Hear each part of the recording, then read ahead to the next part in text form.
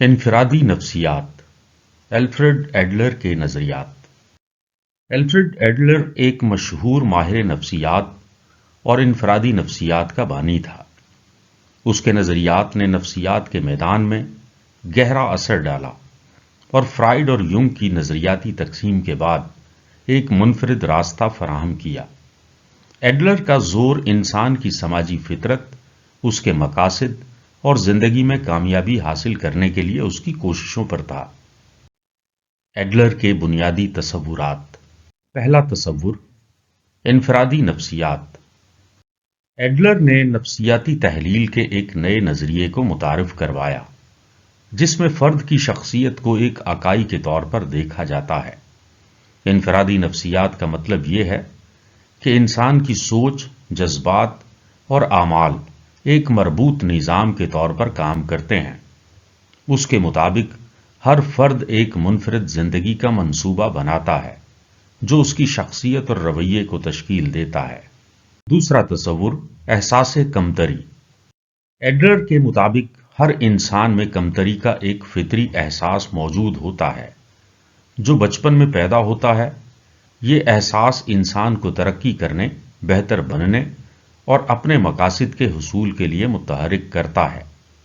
تاہم اگر یہ احساس بہت شدت اختیار کر جائے تو احساس کمتری کی الجھن پیدا ہو سکتی ہے جو خود اعتمادی کو متاثر کرتی ہے۔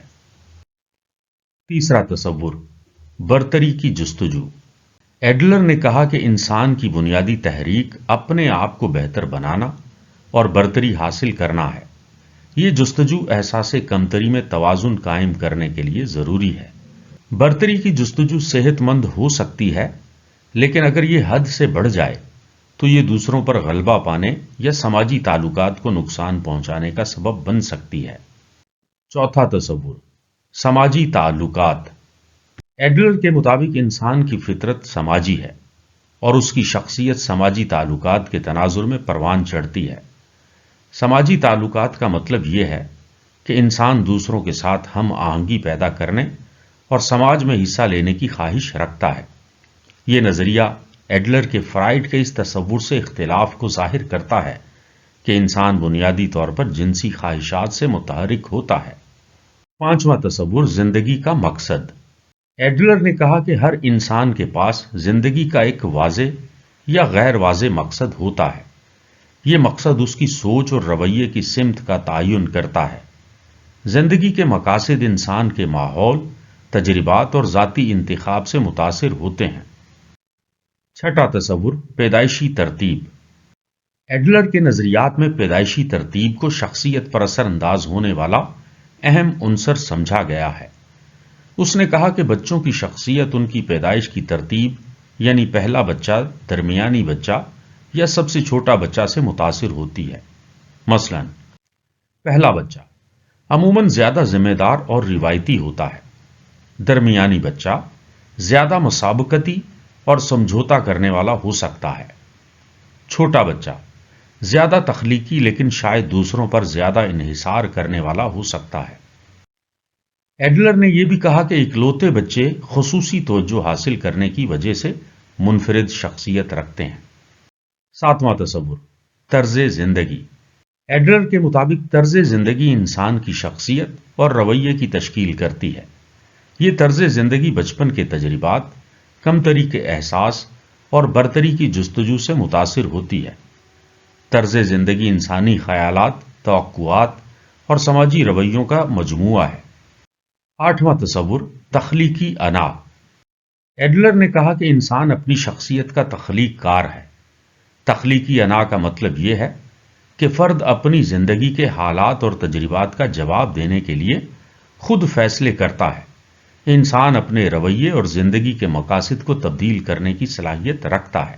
نواں تصور، نفسیاتی مسائل اور ان کا حل۔ ایڈلر کے مطابق نفسیاتی مسائل اکثر احساس کمتری، زندگی کے غلط مقاصد یا سماجی تعلقات کی کمی سے پیدا ہوتے ہیں۔ ان مسائل کو حل کرنے کے لیے فرد کو اپنی کمتری پر قابو پانے، سماجی دلچسپی بڑھانے اور صحت مند طرز زندگی اپنانے کی ضرورت ہے۔ 10واں تصور، بچپن کے تجربات کا کردار۔ ایڈلر نے کہا کہ بچپن کے تجربات شخصیت کی تشکیل میں اہم کردار ادا کرتے ہیں، لیکن یہ فرد کا رد عمل ہوتا ہے جو زیادہ اہمیت رکھتا ہے۔ اس نے اس بات پر زور دیا کہ فرد کے اپنے خیالات اور انتخاب زندگی کو تشکیل دینے میں بنیادی کردار ادا کرتے ہیں۔ ایڈلر اور دیگر ماہرین نفسیات کا تقابل۔ سگمنڈ فرائیڈ اور الفریڈ ایڈلر۔ ایڈلر نے فرائیڈ کے نظریات سے اختلاف کیا، خاص طور پر اس بات میں کہ جنسی خواہشات انسان کے رویے کا بنیادی محرک ہیں۔ ایڈلر کا زور سماجی تعلقات اور برتری کی جستجو پر تھا۔ کارل یونگ اور الفریڈ ایڈلر۔ ایڈلر اور یونگ دونوں نے فرائیڈ سے علیحدگی اختیار کی، لیکن یونگ نے اجتماعی لاشعور پر زور دیا، جبکہ ایڈلر نے سماجی تعلقات کو اہمیت دی۔ ایڈلر کے نظریات کا اثر۔ ایڈلر کے نظریات نے جدید نفسیات، مشاورت اور تعلیم پر گہرا اثر ڈالا۔ اس کا سماجی تعلقات کا نظریہ آج بھی مشاورت اور نفسیاتی علاج میں استعمال ہوتا ہے۔ پیدائشی ترتیب اور احساس کمتری پر اس کا کام بچوں کی نفسیات اور شخصیت کے مطالعے میں اہم حوالہ ہے۔ تفصیلی جائزہ۔ ماہرین نفسیات اپنی ہزار کوششوں کے باوجود آج تک یہ طے نہیں کر سکے کہ طرز زندگی کیا چیز ہے اور یہ کس طرح حاصل کی جا سکتی ہے، نیز وہ کون سی شے ہے جو ہمارے کردار کا تعین کرتی ہے۔ یہ سوال آج بھی اتنے ہی اہم ہیں جتنے کہ فرائیڈ کے زمانے میں تھے۔ فرائیڈ نے خلقی جبلات کو انسانی کردار کا محرک کہا تھا۔ یونگ نے فرائیڈ سے اختلاف کرتے ہوئے خلقی ازلی سانچوں کو انسانی کردار کا محرک ٹھہرایا، لیکن ایڈلر نے ان سے الگ تھلگ نئی راہ نکالی اور کہا کہ انسانی کردار میں تغیر کا اصل سبب سماجی ترغیبات ہیں۔ ایڈلر کے نزدیک انسان بنیادی طور پر سماجی مخلوق ہے۔ وہ دوسرے لوگوں سے تعلقات استوار کرتا ہے، معاشرتی اور سماجی مشاغل میں بڑھ چڑھ کر حصہ لیتا ہے اور اس طرح زندگی کا ایک خاص اسلوب حاصل کر لیتا ہے۔ فرائیڈ اور یونگ کی طرح ایڈلر نے بھی وراثتی فطرت کو کسی نہ کسی حد تک تسلیم کیا ہے۔ فرائیڈ کا زیادہ زور جنس پر رہا، یونگ نے اپنی توجہ اولین خیالات تک محدود رکھی، جبکہ ایڈلر کی تحقیق کا محور سماجی دلچسپی رہا۔ سماجی ترغیبات، سماجی احساسات یا سماجی دلچسپی ہمیں معاشرے سے ملتی ہے۔ اس حوالے سے ماں سب سے زیادہ اہم کردار ادا کرتی ہے۔ ذہنی امراض کا سب سے بڑا سبب سماجی دلچسپی کا فقدان ہے۔ نفسیاتی معالج کا ایک فرض یہ بھی ہے کہ وہ فرد کی عدم دلچسپی کا کھوج لگائے اور اسے دور کرنے کے ذرائع تلاش کرے۔ فرد محض منفرد ہستی یا سماجی حیوان ہی نہیں، بلکہ وہ ان دونوں کے مجموعے کا نام ہے۔ اس اعتبار سے دیکھا جائے تو ایڈلر کی یہ بات بہت حقیقی معلوم ہوتی ہے کہ انسان اپنی ذات کا تشخص حاصل کر لینے کے بعد بھی مکمل نہیں ہوتا، کیونکہ وہ اپنی ذات میں خود کفیل نہیں۔ اپنی ذات کی تکمیل کے لیے اسے اپنے معاشرے کے جملہ افراد سے روابط اختیار کرنا بے حد ضروری ہے۔ چنانچہ تشخصی ذات کے ساتھ ساتھ بین الشخصی تعلقات اور گہری مواصلت بھی بے حد ضروری ہے۔ یونگ کی طرح ایڈلر بھی ابتدا میں فرائیڈ ہی کا معتقد تھا، لیکن بعد ازاں دونوں میں اختلاف پیدا ہو گیا۔ فرائیڈ کہتا تھا کہ انسان جنسی مخلوق ہے، جبکہ ایڈلر کے نزدیک انسان جنسی مخلوق کی بجائے سماجی مخلوق ہے۔ ہر شخص محرکات، امتیازی خصوصیات، سماجی اقدار اور دلچسپیوں کے مرکب سے تشکیل پاتا ہے۔ اس کا ہر کردار یا فعل سماجی و معاشرتی دلچسپیوں کا رہین منت ہے۔ وہ ایک خاص طرز زندگی کے لیے جد و جہد کرتا ہے۔ اس جد و جہد میں جنس بھی ایک کردار ادا کرتی ہے، لیکن یہ کردار معمولی سا ہوتا ہے۔ فرد کا جنسی کردار اتنا اہم نہیں کہ فرائیڈ کی طرح اسے بہت زیادہ اہمیت دی جائے۔ ایڈلر نے سماجی دلچسپی کے تعقل کو بہت زیادہ اہمیت دی اور وسعت دی، اگرچہ اس تعقل میں باہم تعاون، سماجی تعلقات، جماعتی وابستگی اور جذبہ ہم احساسی جیسے عناصر شامل ہیں، لیکن ایڈلر کا کہنا ہے کہ یہ تعقل اس سے بھی زیادہ وسیع ہے۔ بنیادی طور پر سماجی دلچسپی فرد کا معاشرے کے ساتھ بھرپور تعاون کا نام ہے، کیونکہ اس کا تعاون معاشرے کے حصول مقاصد میں مجموعی طور پر معاون ثابت ہوتا ہے۔ اس کے ساتھ فرد اپنی ذاتی کمزوریوں کی بھی تلافی کر لیتا ہے۔ اصل میں سماجی تعاون کا جذبہ فرد کے اندر ابتدا ہی سے رچا بسا ہے۔ اس تعاون کا ابتدائی اظہار ماں اور بچے کے تعلقات سے شروع ہوتا ہے اور یہ سلسلہ آخر دم تک جاری رہتا ہے، کیونکہ اس کے بغیر اس کے لیے ممکن ہی نہیں کہ شخصیت کی تکمیل کر سکے یا برتری کے مقام کو حاصل کر سکے۔ ایڈلر کو اس بات کا مکمل یقین تھا کہ انسان خلقی طور پر سماجی مخلوق ہے، لیکن اس کا کہنا ہے کہ یہ چیز عادت سے حاصل نہیں ہوتی۔ جس طرح دوسرے خلقی رجحانات از خود ظاہر نہیں ہوتے، بالکل اسی طرح یہ خلقی میلان بھی اپنے آپ ظاہر نہیں ہوتا، بلکہ اس کے لیے بھی رہنمائی اور تربیت کی ضرورت ہے۔ چنانچہ اس نے اس خیال کو عملی جامہ پہنانے کی غرض سے بچوں کے لیے ایک ایسے اسکول کی بنیاد رکھی جہاں ہر قسم کی نفسیاتی رہنمائی کا اہتمام موجود ہو۔ ایڈلر جب نوجوان تھا تو اس کے نزدیک انسانی کردار کا محرک قوت اور تسلط حاصل کرنے کی حد سے بڑی ہوئی خواہش تھی، جو اس کے کمتر خفیہ جذبات کی تلافی کرتی ہے۔ لیکن جب وہ بوڑھا ہوا تو اس کے نزدیک انسانی کردار کا محرک حقیقی اور فطری سماجی دلچسپی ہو گیا، جو انسان کو اس قابل بناتی ہے کہ وہ ذاتی مفاد کو رفاہ عامہ پر قربان کر سکے۔ سماجی دلچسپی کے علاوہ بھی کئی ایک تعقلات ایسے ہیں جو ہمارے کردار پر براہ راست اثر انداز ہوتے ہیں۔ ان تعلقات میں ایک احساس کمتری اور تلافی کا تعقل بھی ہے۔ ایڈلر نے اس تعقل پر روشنی ڈالتے ہوئے کہا کہ جب ایک شخص بیمار ہوتا ہے تو یہ مرض جسم کے ایک خاص حصے تک کیوں محدود رہتا ہے؟ مثلاً کوئی دل کا مریض ہوتا ہے، کسی کے پھیپھڑوں میں نقص ہوتا ہے اور کسی کا معدہ خراب ہو جاتا ہے۔ ایڈلر کا کہنا ہے کہ اصل میں جسم کے جس حصہ میں خرابی رونما ہوتی ہے وہ حصہ کمتری کا شکار ہو جاتا ہے۔ فرد اسے مستحکم کر کے اس کی تلافی کے اسباب پیدا کر سکتا ہے۔ اس کی دو مشہور مثالیں موجود ہیں۔ ایک تو ڈیموستھینیز ہے جو بچپن میں ہکلا تھا لیکن بعد ازاں بڑا ہو کر بہت بڑا مقرر بنا۔ دوسری مثال روزویلٹ کی ہے جو جوانی میں نہایت لاغر تھا لیکن بعد ازاں قوی و جسہ ہو گیا۔ شروع میں ایڈلر کا خیال تھا کہ کمتری کے احساسات کا تعلق صرف صنف نازک سے ہے، اس لیے وہ ان کو نسائیت سے تعبیر کرتا رہا، لیکن بعد ازاں اس نے ان احساسات کو احساس کمتری یا غیر تکمیلیت کا نام دیا۔ ایڈلر کا کہنا ہے کہ بچے کی نشوونما میں سب سے زیادہ محرک شے احساس کمتری ہے، کیونکہ ان احساسات کے ذریعے وہ نشوونما کی اعلیٰ سطح کے لیے جدوجہد کرتا ہے۔ جب وہ ایک سطح کو حاصل کر لیتا ہے تو دوبارہ احساس کمتری کا شکار ہو جاتا ہے اور اس طرح دوبارہ نشوونما کا عمل شروع ہو جاتا ہے۔ ایڈلر اس احساس کمتری کو غیر طبعی حالت نہیں کہتا، بلکہ اس کے نزدیک تو انسانی نشوونما کے لیے اس احساس کا ہونا نہایت ضروری ہے۔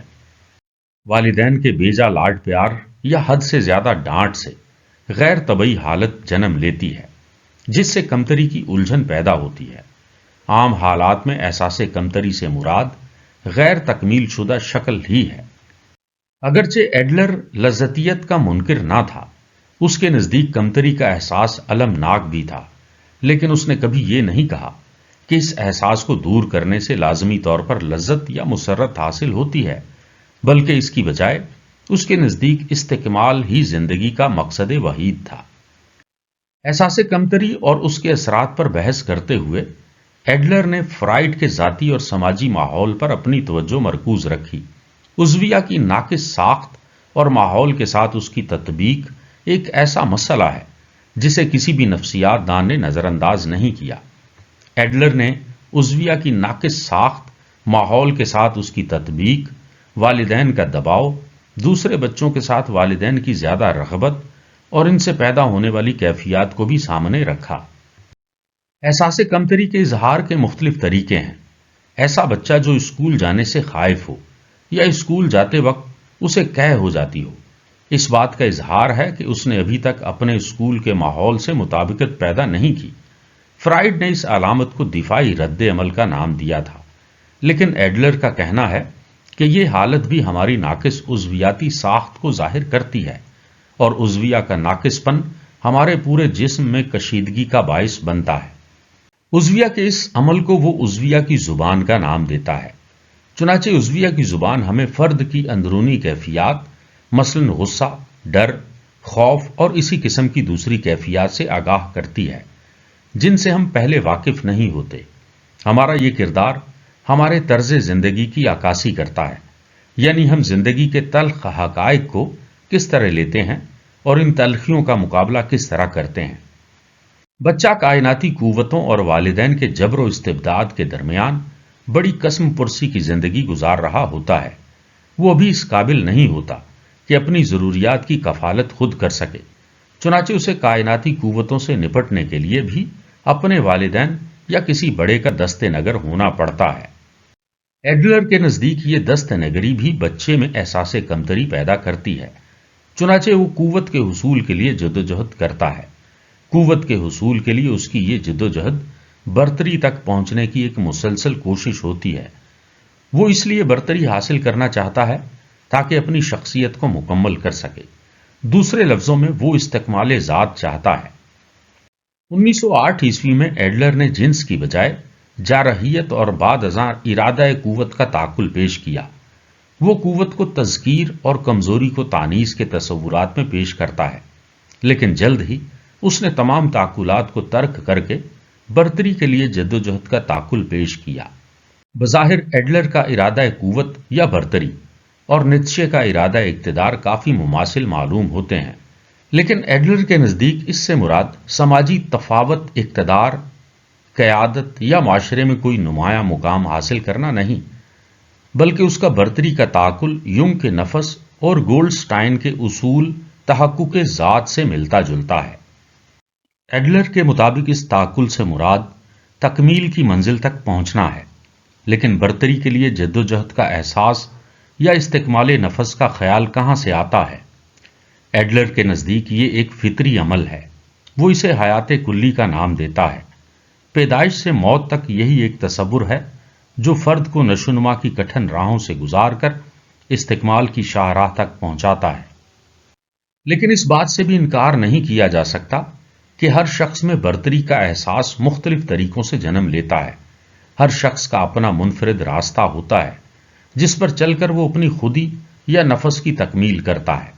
مثلا ایک آسمانی شخص عزت نفس، قوت یا نفسی برتری کے لیے جدوجہد کرتا ہے۔ اس کے مقاصد خود غرضانہ ہوتے ہیں، لیکن اس کے برعکس ایک طبعی یا نارمل شخص جن مقاصد کے لیے کوشش کرتا ہے وہ بنفسہ ہی سماجی حیثیت کے حامل ہوتے ہیں۔ ایڈلر نے احساس کمتری اور احساس برتری کی بحث کو کسی مقام پر پہنچائے بغیر دو اور تعقلات پیش کر دیے، یعنی جرت اور عقل سلیم۔ ذہنی طور پر نارمل شخص اپنے مسائل کو بڑے اعتماد اور جرت سے لیتا ہے۔ وہ مسائل کے حل میں ناکامی کے خوف سے قطعاً گھبراتا نہیں، نہ ہی صورتحال سے راہ فرار اختیار کرتا ہے، بلکہ اپنی بساط کے مطابق مختلف طریقے اپناتا ہے۔ ناکامیوں سے بد دل ہونا یا اشک بہانا اور قسمت کی شکایت کرنا اپنی توہین سمجھتا ہے۔ اس کی ناکامیاں اس کی حوصلہ شکنی کرنے کی بجائے اس میں مزید حوصلہ اور جرت پیدا کرتی ہیں۔ وہ ہمہ وقت تعمیری انداز میں سوچتا ہے۔ اس کے برعکس غیر طبعی یا اب نارمل شخص یا ذہنی مریض ذرا سی مشکل کے سامنے ہتھیار ڈال دیتا ہے۔ وہ مسائل سے آنکھیں چراتا اور راہ فرار تلاش کرتا ہے۔ وہ حقیقی دنیا سے کٹ کر خیالات کی ایسی الگ دنیا بسا لیتا ہے جس کا شہزادہ وہ خود ہوتا ہے۔ وہ دنیا خوبصورت اور حسین ضرور ہوتی ہے، لیکن اس کا حقیقت سے کوئی تعلق نہیں ہوتا۔ مریض اس میں گم رہنے ہی کو عافیت سمجھتا ہے۔ ایڈلر اور اس کے رفقا نے اس بات پر زور دیا کہ مریض میں سب سے پہلے اس بات کی جرت پیدا ہونی چاہیے کہ وہ اگر چاہے تو حالات کا مردانہ وار مقابلہ کر سکتا ہے، اور پھر اسے یہ بتا دینا بھی ضروری ہے کہ اسے اپنے مسائل خود ہی حل کرنے ہوں گے۔ اس کے ذاتی مسائل کوئی دوسرا آ کر حل نہیں کرے گا۔ مسائل سے نظر چرانا یا حقائق سے فرار بہادروں کا شیوا نہیں ہوتا۔ حقیقی اور خیالی دنیا کے درمیان جو خلا ہے، مریض خود اسے پر نہیں کر سکتا، لیکن حقیقی اور عقلی انداز اپنانے سے فرد میں خود بخود حالات کو سمجھنے اور ان سے نپٹنے کی صلاحیت پیدا ہو جاتی ہے۔ ایڈلر کی یہ اصطلاح فرائیڈ کے اصول حقیقت کے عین مطابق ہے۔ سماجی دلچسپی، جرت اور عقل سلیم کو ایڈلر نے طبعی اوصاف کا نام دیا ہے۔ ان تینوں اوصاف کا فرد میں ہونا لازمی ہے۔ ان کے بغیر نہ تو وہ اچھا فرد بن سکتا ہے اور نہ ہی زندگی کی مبارزت میں تفوق حاصل کر سکتا ہے۔ ایڈلر کے نظریات میں جس تعقل کو سب سے زیادہ اہمیت حاصل ہے وہ ہے طرز زندگی۔ یہ اصول فرد کے انفرادی پن کی وضاحت کرتا ہے۔ ہر شخص کا اپنا علیحدہ اور منفرد طرز زندگی ہوتا ہے۔ کوئی بھی دو افراد ہو بہو طرز زندگی نہیں اپنا سکتے کیونکہ ان کی طبائع مختلف ہوتی ہیں۔ ایڈلر نے طرز زندگی کی کوئی جامع تعریف نہیں کی۔ اس نے بلا شبہ اس تعقل کے بارے تفصیل سے لکھا ہے، لیکن مشکل یہ ہے کہ اس کی تحریر میں خاصا تضاد ہے، اور پھر سب سے بڑی مشکل یہ ہے کہ اس نے بعض مقامات پر طرز زندگی اور تخلیق نفس کو آپس میں اس طرح گڈ مڈ کر دیا ہے کہ ان میں امتیاز کرنا مشکل ہے۔ فرد کا طرز زندگی اس کے بچپن میں ہی متعین ہو جاتا ہے، بعد ازاں اس کی تکمیل یا توسیع ہوتی رہتی ہے۔ ایڈلر کا یہ خیال ہمیں فرائیڈ کی صدائے بازگشت معلوم ہوتا ہے۔ فرائیڈ بھی اسی خیال کا حامی تھا کہ بچے کے ابتدائی 5 سال نہایت اہم ہوتے ہیں۔ ان ایام میں بچے کو جس سانچے میں ڈھال دیا جائے، زندگی بھر اس کی وہی شکل رہتی ہے۔ فرائیڈ نے ذہنی امراض کو 2 حصوں میں تقسیم کیا تھا اور کہا تھا کہ ایسے مریض جو حقیقت سے بالکل کٹ جاتے ہیں وہ اختلاط ذہنی کا شکار ہو جاتے ہیں، لیکن جن میں حقیقت سے قدر تعلق برقرار رہتا ہے وہ عصبانیت کی زد میں ہوتے ہیں۔ لیکن ایڈلر نے اسی بات کو مختلف رنگ دیا اور کہا کہ زندگی کی حقیقتوں سے فرار یا زندگی کے حقائق کے بارے میں ہمارا غلط طرز فکر یا طرز عمل ہمیں ذہنی امراض سے دوچار کر دیتا ہے۔ چنانچہ وہ جرمیت سے لے کر اختلال ذہنی تک تمام امراض کو غلط طرز زندگی یا غیر طبعی طرز حیات کے زمرے میں شمار کرتا ہے۔ جب ہم زندگی کے مسائل کا حل حقیقی یا عقلی طور پر نہیں کرتے تو اس وقت ہمارا ذہن خلفشار کا شکار ہو جاتا ہے۔ چنانچہ نفسی معالج کا فرض ہے کہ وہ سب سے پہلے مریض کے مسائل کی نوعیت معلوم کرے اور پھر انہیں سائنسی اور منطقی انداز میں علت و معلول کے رشتے میں باندھے۔ مریض میں نہ صرف یہ خواہش پیدا کی جائے کہ وہ خود ہی اپنے مسائل کا حل ڈھونڈ سکتا ہے، بلکہ اس کی توجہ نئے نئے مقاصد کی طرف بھی لگائی جائے تاکہ اس کی زندگی اور اس کے مقصد حیات میں رنگینیاں پیدا ہو سکیں۔ مقاصد کی اہمیت اور ان کے حصول کی افادیت کو بھی واضح کرنا بے حد ضروری ہے۔ نپولین کی لمبی چوڑی فتوحات کی وجہ اس کا بونا پن تھا، جبکہ ہٹلر کی حریصانہ نظر کی وجہ اس کی جنسی نااہلیت تھی۔ ایڈلر کے نزدیک عقیدے کا فقدان اور اعتماد کا نہ ہونا سب سے بڑی برائی ہے۔ سب سے اہم بات یہ ہے کہ فرد کو اس قابل بنایا جائے کہ وہ حقائق کی روشنی میں اپنے لیے کوئی اسلوب حیات یا طرز زندگی منتخب کرے اور پھر اس کے حصول پر کاربند ہو جائے۔ فرد کو صرف سیدھا راستہ دکھا دینا ہی کافی نہیں، بلکہ اس کی پوری رہنمائی کرنا بھی ضروری ہے۔ ایڈلر کی انفرادی نفسیات پر ہمیں فلسفے کی گہری چھاپ ملتی ہے۔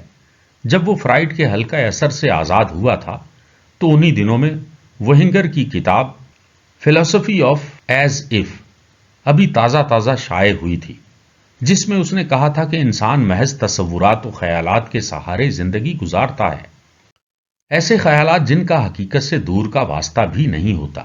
مثلا تمام انسان مساوی ہیں، ہر شخص کو اپنی صلاحیتوں کے اظہار کا مساوی موقع ملنا چاہیے۔ وہنگر کے مطابق اس قسم کے تصورات انسان کو اس قابل بنا دیتے ہیں کہ وہ حقیقت کے ساتھ اچھی طرح نباہ کر سکے۔ فرائیڈ نے اپنے نظریات کی بنیاد خلقی اسباب پر رکھی تھی، لیکن اس کے برعکس ایڈلر نے کہا کہ انسانی شخصیت ماضی کے تجربات کی بجائے مستقبل کی توقعات سے وابستہ ہوتی ہے۔ اگر کسی شخص کو یقین ہو کہ نیک لوگوں کے لیے جنت اور برے لوگوں کے لیے جہنم ہے تو اس تصور کا اس کے اخلاق و کردار پر نہایت گہرا اثر پڑے گا۔ ایڈلر نے اس تعقل کو تصوراتی قطعیت کا نام دیا۔ بظاہر یہ تعقل انتہائی نامعقول لگتا ہے اور صرف اسبانی لوگوں میں ہی نظر آتا ہے۔ یہی وجہ ہے کہ بہت سے لوگ اس تعقل سے کئی قسم کی غلط فہمیوں کا شکار ہوتے ہیں۔ ایڈلر کے نزدیک تصوراتی قطعیت یا افسانوی مقصدیت کی حیثیت ذرائع کی سی ہے۔ یہ بذات خود کوئی مقصد نہیں، لیکن کسی منزل تک پہنچنے کے لیے ذہن میں اس کا دھندلا سا تصور تو ضروری ہے۔ اگر کسی شے کے بارے میں ہمارے ذہن میں موہوم سی تصویر بھی نہ ہو تو پھر اس کی تخلیق کیوں کر ہو سکتی ہے؟ ذہنی لحاظ سے صحت مند شخص اپنے کام کو شروع کرنے سے قبل اپنے ذہن میں اس کی ایک تصویر بناتا ہے اور پھر اس تصویر کے مطابق اسے تکمیل تک پہنچاتا ہے۔ البتہ یہ ضروری ہے کہ خیالی تصویر ایسی نہ ہو جس کا حقیقت سے کوئی تعلق نہ ہو۔ خیالی تصویر اور حقیقت کے درمیان باہم ربط ضروری ہے۔ نفسیاتی طور پر جب صحت مند شخص یہ دیکھتا ہے کہ اس کی خیالی تصویر اور حقیقت کے درمیان کوئی ربط یا ہم آہنگی نہیں، تو وہ اس تصویر کو ذہن سے نکال دیتا ہے اور اس کی جگہ کوئی ایسی تصویر بناتا ہے جس میں حقیقت کا رنگ بھرنا ممکن ہو۔ ایڈلر کا ایک تعقل تخلیقی نفس بھی ہے۔ اس تعقل کی وضاحت کافی مشکل ہے کیونکہ ہم خود اس کا مشاہدہ تو نہیں کر سکتے، البتہ اس کے اثرات کا مشاہدہ ضرور کر سکتے ہیں۔ یہ تقریباً کوئی ایسی شے ہے جو مہیج اور رد عمل کے درمیان اثر انداز ہوتی ہے۔ فرد تخلیقی نفس کو توارث اور تجربات کے خام مواد سے تیار کرتا ہے۔ ایڈلر کا کہنا ہے کہ توارث سے ہمیں محض چند استعدادیں ملتی ہیں، ماحول ہمیں چند تاثرات دیتا ہے، یہ استعدادیں، تاثرات اور تجربات سب مل کر طرز زندگی کی بنیاد ڈالتے ہیں۔ اس طرز زندگی میں انفرادیت کی جھلک صاف نظر آنے لگتی ہے۔ تخلیقی نفس زندگی کو معنی دیتا ہے۔ یہ نہ صرف مقاصد کو پیدا کرتا ہے بلکہ ان مقاصد کے حصول میں ان ذرائع کی نشاندہی بھی کرتا ہے جن کی ضرورت ہوتی ہے۔ ایڈلر کے نزدیک تخلیقی نفس انسانی زندگی کے لیے ایک فعالی اصول کی حیثیت رکھتا ہے۔ تخلیقی نفس کا تعقل روح کے قدیم تصور سے کافی مشابہ ہے۔ مختصر الفاظ میں یہ کہا جا سکتا ہے کہ ایڈلر نے انسانی شخصیت اور طرز زندگی کے بارے میں جو نظریہ قائم کیا ہے وہ دوسرے مفکرین نفسیات کی نسبت زندگی کے زیادہ قریب معلوم ہوتا ہے۔ اس کا انداز فکر ریجائی ہے، کنوتی نہیں۔ اس نے فرائیڈ کی طرح خود کو ماضی اور جبر و قدر کا غلام نہیں بنایا۔ وہ شوپنہاور کی طرح انسان کو کنوتیت کی زنجیروں میں نہیں جکڑتا، بلکہ وہ تو روسو کی طرح ہر فرد میں خیر کو دیکھتا ہے اور اس کے کردار کے بارے میں پر امید نظر آتا ہے۔ ایڈلر نے انسان کو ایثار پسند، بشری بہبود کا قائل اور تعاون کرنے والا کہہ کر بلا شبہ انسانی عظمت میں اضافہ کیا ہے۔ اس نے انسانی وقار کو تجزیہ نفس کی بربادی اور ویرانی سے نجات دلائی۔ فرائیڈ نے انسان کی خشک اور خوفناک تصویر بنائی تھی، لیکن ایڈلر نے اسی تصویر کا نقشہ درست کر کے اس میں حقیقت کے رنگ بھر دیے اور بڑے وثوق سے کہا کہ انسان محض تقدیر کے رحم و کرم پر نہیں بلکہ وہ اگر چاہے تو اپنی تقدیر کا مالک بن سکتا ہے۔ ختم شد۔